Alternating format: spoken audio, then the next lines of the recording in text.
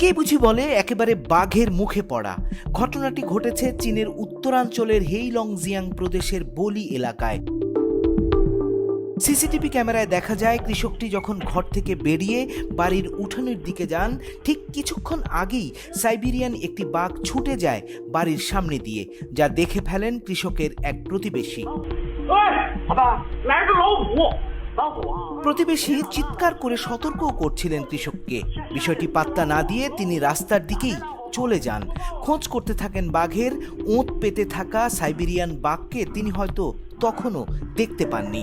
ফিরে যখন বাড়ির গেটটি লাগালেন, ঠিক সেই সময় আচমকা হাজির বাঘ মামা। এক থাবায় সে ভেঙে ফেলে লোহার শক্তপোক্ত গেট। কপাল গুনে অল্পের জন্য বাঁচলেন সেই কৃষক। এ ঘটনার পর সাইবেরিয়ান বাঘের আক্রমণের আশঙ্কায় প্রদেশের সরকার নাগরিকদের সতর্ক থাকতে বলেছে।